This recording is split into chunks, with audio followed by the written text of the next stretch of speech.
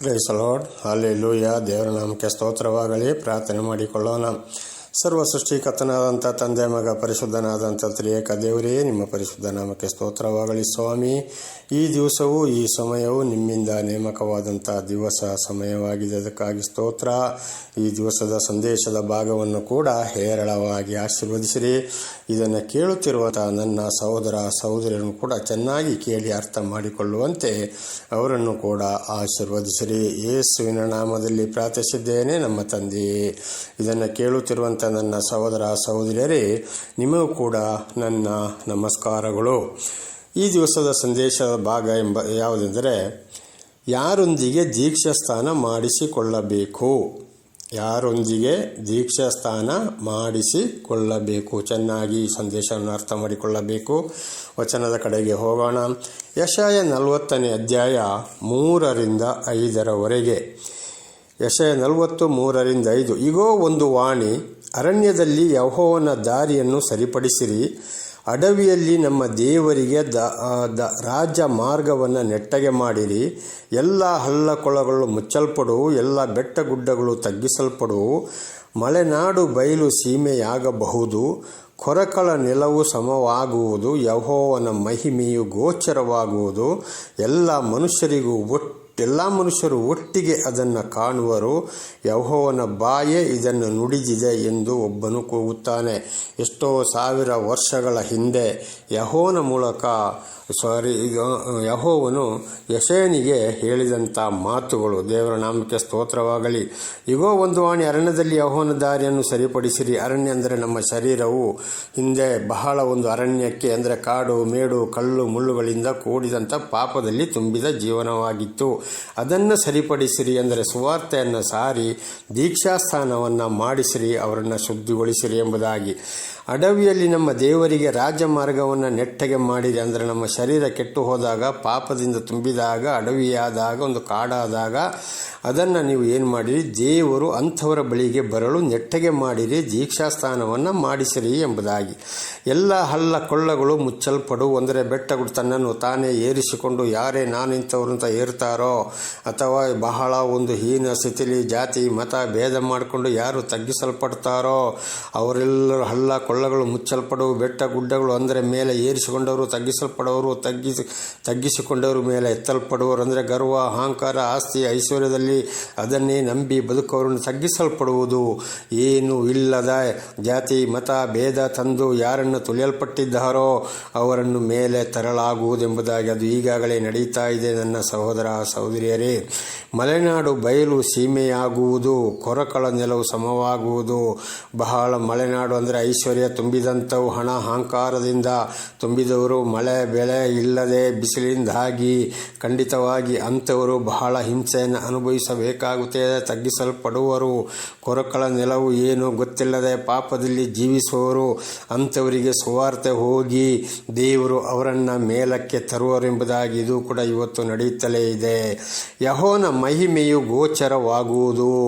ಅಂಥವರಿಗೆ ಆಗ ದೇವರನ್ನು ತಿಳಿಯಪಡುವರು, ದೇವರನ್ನೇ ತಿಳಿಯಪಡಿಸುವರು. ಅವರಿಗೆ ಆಗ ಅರ್ಥವಾಗುತ್ತದೆ ಕೆಲಸಗಳಾದ ಮೇಲೆ. ಎಲ್ಲ ಮನುಷ್ಯರು ಒಟ್ಟಿಗೆ ಅದನ್ನು ಕಾಣುವರು. ಈಗಾಗಲೇ ದೇವರ ಜ್ಞಾನ ಯಾರಲ್ಲಿದೆಯೋ, ಯಾರಿಗೆ ತಿಳಿಯಪಡಿಸಬೇಕೋ ಅವರು ಇವತ್ತು ಕಾಣುತ್ತಲೇ ಇದ್ದಾರೆ. ಏರಿದವರನ್ನು ತಗ್ಗಿಸ್ತಾ ಇದ್ದಾರೆ, ತಗ್ಗಿದವರನ್ನು ಏರಿಸ್ತಾ ಇದ್ದಾರೆ. ಜಾತಿ ಮತ ಭೇದ ಇಲ್ಲದೆ ಎಲ್ಲರೂ ಸಮನಾಗಿ ನಡೆಯುವಾಗೆ ಮಾಡ್ತಾ ಇದ್ದಾರೆ. ದೇವರ ನಾಮಕ್ಕೆ ಸ್ತೋತ್ರವಾಗಲಿ. ಇದನ್ನು ಆ ಜ್ಞಾನ ಇರೋರು, ಅರ್ಥ ಮಾಡಿಕೊಳ್ಳುವವರು ಎಲ್ಲರೂ ತಿಳಿದುಕೊಳ್ಳುವವರಾಗಿದ್ದಾರೆ, ಕಾಣುವರು ಆಗಿದ್ದಾರೆ. ಯೆಹೋವನ ಬಾಯೇ ಇದನ್ನು ನುಡಿದಿದೆ ಎಂದು ಒಬ್ಬನು ಕೂಗುತ್ತಾನೆ. ಯೆಶಾಯನ ಮುಖಾಂತರ ಇಷ್ಟು ಸಾವಿರ ವರ್ಷಗಳ ಹಿಂದೆ ಯೆಹೋವ ದೇವರು ಹೇಳಿದರು. ಆದರೆ ಇದು ಹೊಸ ಒಡಂಬಡಿಕೆಯಲ್ಲಿ ನೆರವೇರಿತು. ದೇವರ ನಾಮಕ್ಕೆ ಸ್ತೋತ್ರವಾಗಲಿ. ಅದನ್ನು ಈಗ ನಾವು ತಿಳಿದುಕೊಳ್ಳೋಣ. ಸ್ಥಾನಿಕ ಯೋಹಾನನ ಮುಖಾಂತರ ಇದನ್ನು ದೇವರು ಹೊಸ ಒಡಂಬಡಿಕೆಯಲ್ಲಿ ನೆರವೇರಿಸಿದ್ದಾರೆ. ಇದನ್ನು ಈಗ ನಾವು ತಿಳಿದುಕೊಳ್ಳೋಣ. ದೇವರ ನಾಮಕ್ಕೆ ಸ್ತೋತ್ರವಾಗಲಿ. ಲೂಕ 3ನೇ ಅಧ್ಯಾಯ 4-14. ಲೂಕ 3:4-14. ಇದು ಯೆಶಾಯನೆಂಬ ಪ್ರವಾದಿಯ ಗ್ರಂಥದಲ್ಲಿ ಬರೆದಿರುವ ಮಾತಿಗೆ ಅನುಸಾರವಾಗಿ ನಡೆಯಿತು. ಆ ಮಾತು ಏನೆಂದರೆ, ಕರ್ತರ ದಾರಿಯನ್ನು ಕರ್ತನ ದಾರಿಯನ್ನು ಸಿದ್ಧ ಮಾಡಿರಿ, ಆತನ ಹಾದಿಗಳನ್ನು ನೆಟ್ಟಗೆ ಮಾಡಿರಿ.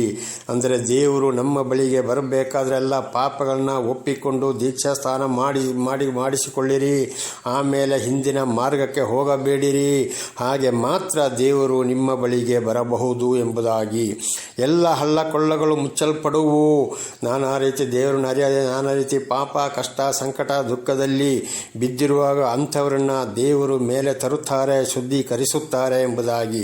ಎಲ್ಲ ಬೆಟ್ಟ ಗುಡ್ಡಗಳು ತಗ್ಗಿಸಲ್ಪಡುವು. ನನ್ನ ಆಸ್ತಿ, ನನ್ನ ಪಾಸ್ತಿ, ನನ್ನ ಬೆಳ್ಳಿ, ನನ್ನ ಬಂಗಾರ, ನಾನೇ ರಾಜ, ನಾನೇ ಅರಸ, ನಾನೇ ಮಂತ್ರಿ. ತನ್ನನ್ನು ತಾನೇ ಯಾರು ಏರಿಸಿಕೊಳ್ತಾರೋ ಅವರನ್ನು ಒಂದಲ್ಲ ಒಂದು ರೀತಿಯಲ್ಲಿ ದೇವರು ತಗ್ಗಿಸಲ್ಪಡುತ್ತಾನೆ. ಬರೀ ನೆಲದಲ್ಲಿ ಕೂತುಕೊಳ್ಳುವಾಗೆ ಮಾಡುತ್ತಾನೆ. ಒಂದೇ ಗಂಜಿ ಕೇಂದ್ರದಲ್ಲಿ ಸೇರುವ ಹಾಗೆ ಮಾಡುತ್ತಾನೆ. ಏನು ಇಲ್ಲದಾಗೆ ಮಾಡುತ್ತಾನೆ. ಡೊಂಕಾಗಿರುವಂಥದ್ದು ನೀಟಾಗುವುದು. ದೇವರನ್ನು ಅರಿಯದೆ ಮನಸ್ಸಿಗೆ ಬಂದ ಹಾಗೆ ಇವತ್ತು ನಡೆಯುವವರನ್ನು ದೇವರು ಯಾರ ಮೇಲೆ ಪ್ರೀತಿ ಇಟ್ಟಿದ್ದಾರೋ ಅವರನ್ನು ಸರಿದಾರಿಗೆ ತರುವವರಾಗಿದ್ದಾರೆ. ಕೊರಕಳಾದ ದಾರಿಗಳು ಸಮವಾಗುವುದು.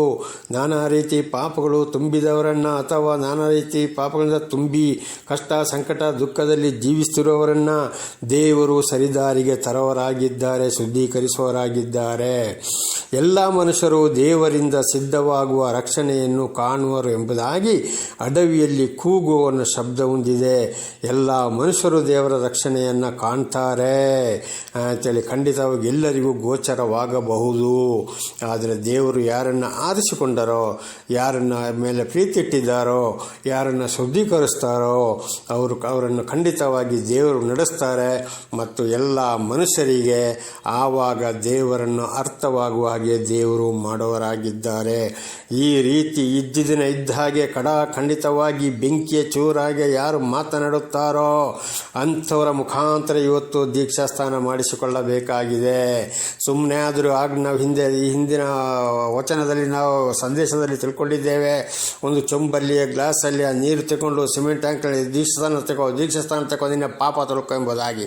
ಪಾಪ ಅಂದರೆ ಏನು, ಹೇಗೆ ತೊಳ್ಕೊಳ್ಳೋದು, ಹೇಗೆ ದೀಕ್ಷಾಸ್ನಾನ ಎಲ್ಲಿ ಮಾಡಿಸಿಕೊಳ್ಳಬೇಕು, ಯಾರ ಮೂಲಕ, ಹಿಂದಿನ ಜೀವಿತವೇನು, ಮುಂದೆ ಯಾವ ಜೀವಿತಕ್ಕೆ ಹೋಗಬಾರದು, ಹೋದರೆ ಏನು ಶಿಕ್ಷೆ, ಯಾವುದು ಜೀವ, ಯಾವುದು ಮರಣ, ಯಾವುದು ಶಾಪ, ಯಾವುದು ಆಶೀರ್ವಾದ ಎಂಬುದು ತಿಳಿಸುವುದಿಲ್ಲ. ಆದರೆ ಸ್ಥಾನಿಕ ಯೋಹನನ್ನು ದೇವರು ಆರಿಸಿಕೊಂಡು ಖಂಡಿತವಾಗಿ ಎಚ್ಚರಿಸ್ತಾ ಇದ್ದಾನೆ. ಇಂಥವರೇ ದೇವರಿಂದ ಆಯ್ಕೆಯಾದವರು, ದೇವರಿಂದ ಆಯ್ಕೆಯಾದ ಸೇವಕರುಗಳಾದರೆ ಖಂಡಿತ ಶಾಪ, ಆಶೀರ್ವಾದ, ಜೀವ, ಮರಣವನ್ನು ತಿಳಿಸ್ತಾರೆ. ದೀಕ್ಷಾಸ್ಥಾನ ತಗೊಂಡ ಮೇಲೆ ಈ ರೀತಿ ಜೀವಿಸಬೇಕು, ತಪ್ಪಿ ಹೋದರೆ ಶಿಕ್ಷೆ ಬರುತ್ತದೆ, ಎಚ್ಚರ, ದೇವರ ಪ್ರೀತಿ ಈಗ ನಿಮ್ಮ ಮೇಲೆ ಇದೆ ಎಂಬುದಾಗಿ ಸಂಪೂರ್ಣವಾಗಿ ಸತ್ಯತೆಯನ್ನು ಕಡ್ಡಿ ಮುರಿದ ಹಾಗೆ, ಬೆಂಕಿಯ ಚೂರು ಹಾಗೆ, ಪೆಟ್ಟು ಒಂದು ತುಂಡು ಎರಡು ಆಗುವ ಹಾಗೆ ಯಾರು ಇವತ್ತು ಮಾತನಾಡುತ್ತಾರೋ, ಖಂಡಿತ ಎಚ್ಚರಿಸುತ್ತಾರೋ, ಯಾರು ಈ ಲೋಕದ ವಿಷಯದಲ್ಲಿ ಆಸೆಗೊಳ್ಳುವುದಿಲ್ಲ ಎಂಥವರು, ಅಂಥವರ ಮೂಲಕ ಮಾತ್ರ ನಾವು ದೀಕ್ಷಾಸ್ಥಾನವನ್ನು ಪಡೆದುಕೊಳ್ಳಬೇಕಾಗಿದೆ. ದೇವರ ನಾಮಕ್ಕೆ ಸ್ತೋತ್ರವಾಗಲಿ. ಮುಂದಿನ ವಚನಕ್ಕೆ ಹೋಗೋಣ. ಹೀಗೆಲ್ಲಾಗಿ ಅವನು ತನ್ನಿಂದ ದೀಕ್ಷಾಸ್ನಾನ ಮಾಡಿಸಿಕೊಳ್ಳುವುದಕ್ಕಾಗಿ ಹೊರಟು ಬಂದ ಜನರ ಗುಂಪುಗಳಿಗೆ, ಎಲೆ ಸರ್ಪಜಾತಿಯವರೇ, ಮುಂದೆ ಕಾಣಬರುವ ದೈವ ಕೋಪದಿಂದ ತಪ್ಪಿಸಿಕೊಳ್ಳುವುದಕ್ಕೆ ನಿಮಗೆ ಉಪದೇಶ ಮಾಡಿದವರಾರು? ಹಾಗಾದರೆ ನಿಮ್ಮ ಮನಸ್ಸು ದೇವರ ಕಡೆಗೆ ತಿರುಗಿಕೊಳ್ಳುವುದೆಂಬುದನ್ನು ತಕ್ಕ ಫಲಗಳಿಂದ ತೋರಿಸಿರಿ. ದೇವರ ನಾಮಕ್ಕೆ ಸ್ತೋತ್ರವಾಗಲಿ. ಹಲ್ಲೆಲೂಯಾ. ಹಾಗೆ ನೋಡಿ, ಎಲೆ ಸರ್ಪ ಜಾತಿಯವರೆಂಬುದಾಗಿ ಕರೀತಾ ಇದ್ದಾನೆ. ಯಾರನ್ನ? ಯಹೂದ್ಯರನ್ನ, ಸ್ಥಾನಿಕ ಯೋವನ್ನ. ಯಾಕೆಂದರೆ ಸುವಾರ್ತೆಯನ್ನು ಸಾರಿದಾಗ ಪಾಪಗಳನ್ನು ತೊಳ್ಕೊಂಡ್ರೆ ಸಾಕು, ನಮ್ಮ ಪಾಪ ಹೋದರೆ ಸಾಕು, ಆದರೆ ದೇವರೊಂದಿಗೆ ನಾವು ಜೀವಿಸ್ತೇವೆ ಕೊನೆಯವರೆಗೆ ಎಂಬುದಾಗಿ ಅವರ ಮನಸ್ಸು ಇರಲಿಲ್ಲ.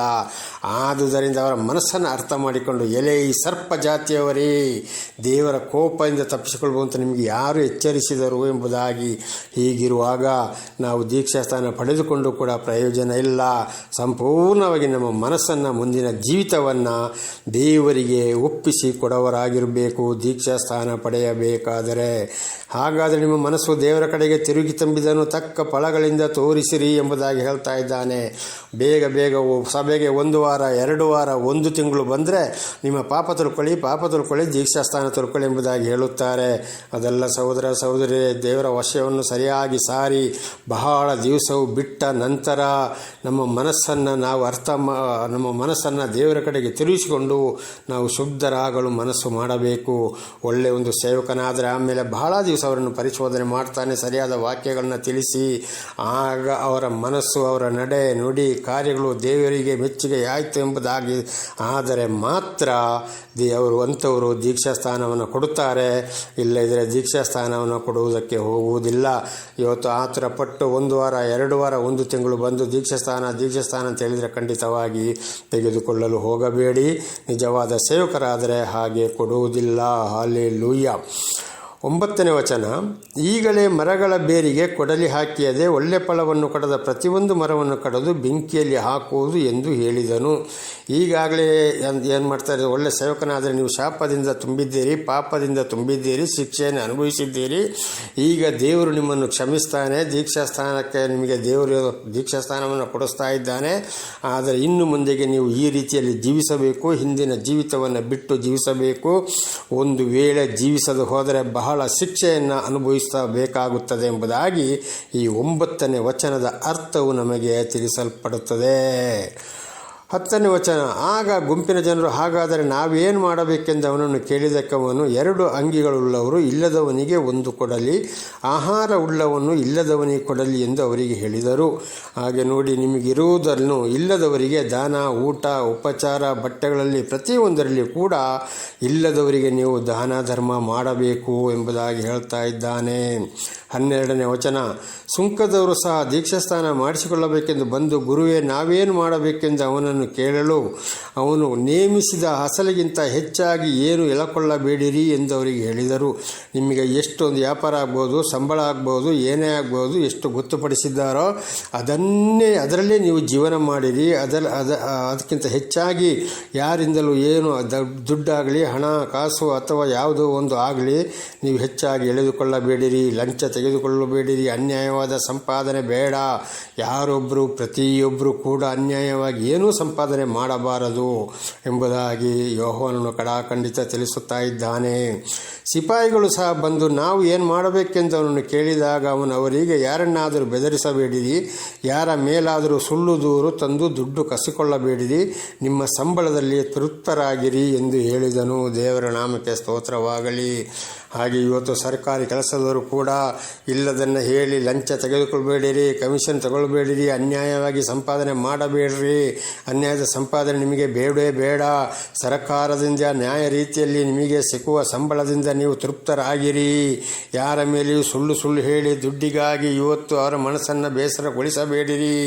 ಅವರ ಮನಸ್ಸನ್ನು ನೀವು ಇವತ್ತು ಕೊಲೆ ಮಾಡಬೇಡಿರಿ ಎಂಬುದಾಗಿ ಖಂಡಿತವಾಗಿ ಸ್ಥಾನಿಕನಾದ ಯೋಹಾನನು ತಿಳಿಸ್ತಾ ಇದ್ದಾನೆ. ಅಂದರೆ ದೀಕ್ಷಾಸ್ಥಾನ ಪಡೆದುಕೊಳ್ಳೋರಿಗೆ ದೇವರ ನಾಮಕ್ಕೆ ಸ್ತೋತ್ರವಾಗಲಿ. ಮುಂದೆ 16 ಮತ್ತು 17ನೇ ವಚನ ನೋಡಿಕೊಳ್ಳುವ.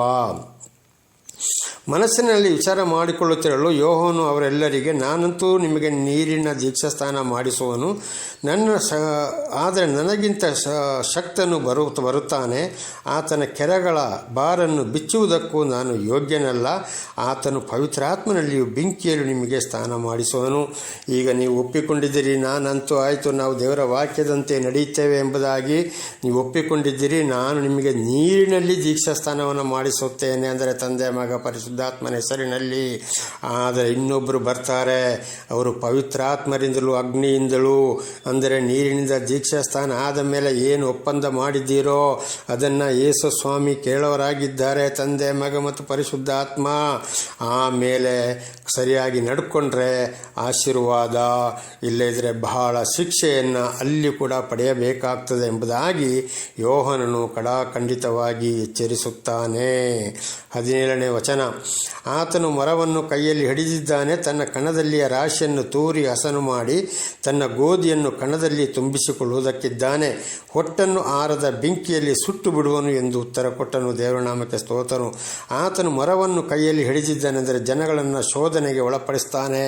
ದೀಕ್ಷಾಸ್ಥಾನ ಆದ ಮೇಲೆ ಇವರು ಸರಿಯಾಗಿ ತಿಳ್ಕೊಳ್ತಾರಾ ಇಲ್ವೋ, ನಡೀತಾರಾ ಇಲ್ವೋ ಎಂಬುದನ್ನು ಕಣದಲ್ಲಿ ರಾಶಿಯನ್ನು ತೂರಿ ಹಸನು ಮಾಡಿ ತನ್ನ ಗೋಧಿಯನ್ನು ಕಣಜದಲ್ಲಿ ತುಂಬಿಕೊಳ್ಳುತ್ತಾನೆ.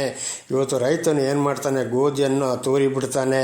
ಹೊಟ್ಟು ಕಾಳು ಬಂದು ಆ ಗಾಳಿಗೆ ಬಂದು ಅವನ ಕಡೆಗೆ ಬರುತ್ತದೆ. ಗಟ್ಟಿ ಕಾಳು ದೂರದಲ್ಲಿ ಬಿದ್ದು ಅಲ್ಲೇ ರಾಶಿಯಾಗುತ್ತದೆ. ಗಟ್ಟಿ ಕಾಳೆಂದರೆ ಒಳ್ಳೆ ಕಾಳನ್ನು ಕಣಜಕ್ಕೆ ತುಂಬುತ್ತಾನೆ. ಅಂದರೆ ಸರಿಯಾದ ವಿಶ್ವಾಸಿಗಳನ್ನು ನಡೆದುಕೊಂಡು ಯಾವುದೇ ಕಷ್ಟ, ಸಂಕಟ, ದುಃಖ ಬಂದರೂ ದೇವರ ವಾಕ್ಯಕ್ಕೆ ವಿಧೇಯರಾಗಿ ಜೀವಿಸಿದಾಗ ಪರಲೋಕಕ್ಕೆ ಕರೆದುಕೊಂಡು ಹೋಗುತ್ತಾನೆ ಎಂಬುದಾಗಿ ಕಣಜಕ್ಕೆ ತುಂಬುವ ಒಂದು ವಿಷಯವನ್ನು ಸ್ಥಾನಿಕ ಯೋಹಾನನು ತಿಳಿಯಪಡಿಸ್ತಾ ಇದ್ದಾನೆ. ದೇವರ ನಾಮಕ್ಕೆ ಸ್ತೋತ್ರವಾಗಲಿ.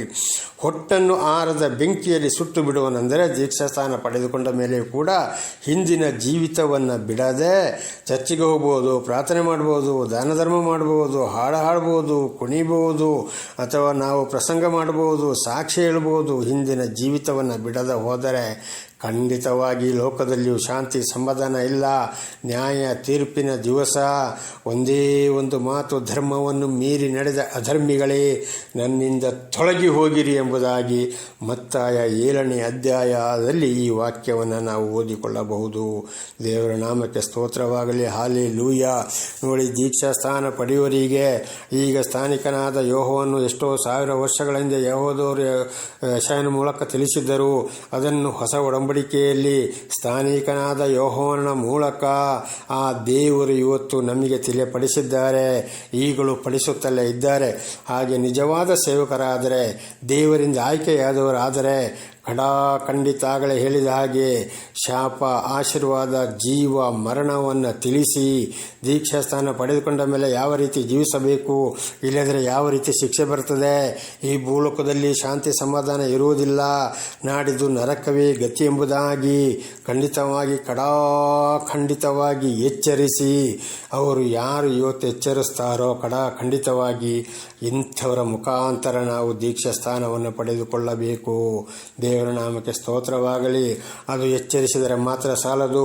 ಅವರು ಆಸ್ತಿ ಪಾಸ್ತಿ, ಹಣ, ಬೆಳ್ಳಿ, ಬಂಗಾರ ತಿನ್ನಕ್ಕಾಗಿ ಲೋಕದ ವಿಷಯದಲ್ಲಿ ಅಲಂಕಾರ ಜೀವನವನ್ನು ಮಾಡಿಕೊಂಡು ಐಶ್ವರ್ಯಮ ಜೀವನದಲ್ಲಿ ಇದ್ದಾರೋ, ಹಾಗೆ ಇದ್ದರೂ ಕೂಡ ಈ ರೀತಿ ಎಚ್ಚರಿಸಿದರೆ ಅವರ ಮುಖಾಂತರ ಕೂಡ ದೀಕ್ಷಾಸ್ಥಾನವನ್ನು ಮಾಡಿಸಿಕೊಳ್ಳಬಾರದು. ತನ್ನನ್ನು ತಾನೇ ತಗ್ಗಿಸಿಕೊಂಡು ತನಗಿರುವುದರಲ್ಲಿ ತೃಪ್ತಿಯಾಗಿ ಖಂಡಿತ ಬೆಂಕಿಯ ಚೂರಾಗೆ ಯಾರು ಮಾತನಾಡ್ತಾ ಹೋಗ್ತಾರೋ, ಎಚ್ಚರಿಸ್ತಾ ಹೋಗ್ತಾರೋ, ಇಂಥವರನ್ನು ಅರ್ಥ ಮಾಡಿಕೊಂಡು ಇಂಥವರ ಕೈಯಲ್ಲಿ ದೀಕ್ಷಾಸ್ಥಾನ ಮಾಡಿಸಿಕೊಳ್ಳಬೇಕು. ನನ್ನ ಸಹೋದರ ಸಹೋದರಿಯರೇ, ದೇವರು ನಿಮ್ಮನ್ನು ಇದನ್ನು ಚೆನ್ನಾಗಿ ಅರ್ಥ ಮಾಡಿಕೊಳ್ಳುವಂತೆ ಹೇರಳವಾಗಿ ಆಶೀರ್ವದಿಸಲಿ. ಪ್ರಾರ್ಥನೆ ಮಾಡಿಕೊಳ್ಳೋಣ. ಸರ್ವ ಸೃಷ್ಟಿಕರ್ತನಾದಂಥ ತಂದೆ, ಮಗ, ಪರಿಶುದ್ಧನಾದಂಥ ತ್ರಿಯೇಕ ದೇವರೇ, ನಿಮ್ಮ ಪರಿಶುದ್ಧ ನಾಮಕ್ಕೆ ಸ್ತೋತ್ರವಾಗಲಿ. ಈ ಸಂದೇಶದ ಭಾಗವನ್ನು ಕೂಡ ನನ್ನ ಸಹೋದರ ಸಹೋದರಿಯರಿಗೆ ಚೆನ್ನಾಗಿ ತಿಳಿಸುವಂತೆ ನೀವು ಆಶೀರ್ವಾದ ಮಾಡಿದ್ದೀರಿ.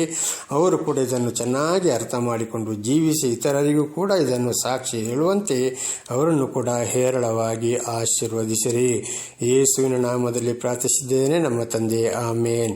ಇದನ್ನು ಕೇಳಿದಂಥ ನನ್ನ ಸಹೋದರ ಸಹೋದರಿಯರೇ, ನಿಮಗೂ ಕೂಡ ನನ್ನ ಧನ್ಯವಾದಗಳು.